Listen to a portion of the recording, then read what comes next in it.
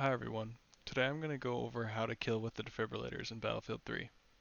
It's not that complicated, but there are some aspects of it that are unintuitive and challenging to get the hang of. In order for it to work, there are three main things that you need to do. You have to be close enough to your target, you have to be holding down the fire button, and you have to have a defibrillator charge ready. I'll explain this more later.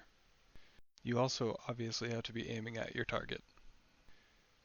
If you're having trouble getting defibrillator kills, the most basic problem you might be having is that you're just not close enough to your target.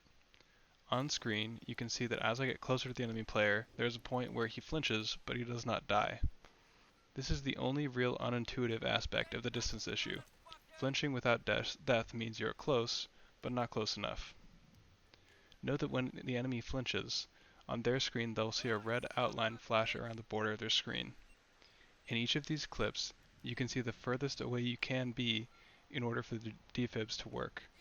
In general, you should try to get closer than this in order for them to work consistently.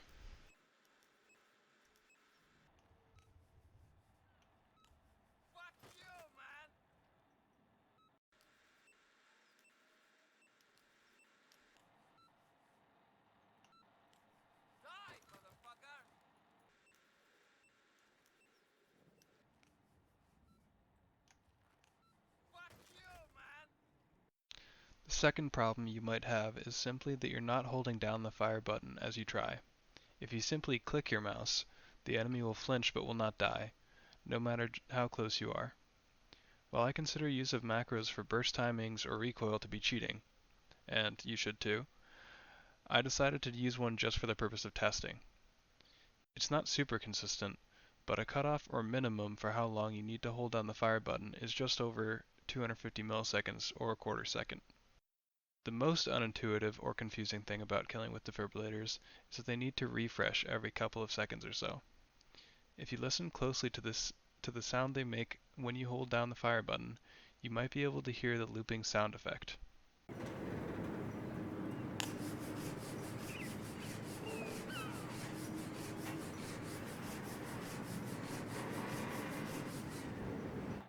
If you miss at the beginning of your first cycle, you'll have to wait for your defibs to refresh.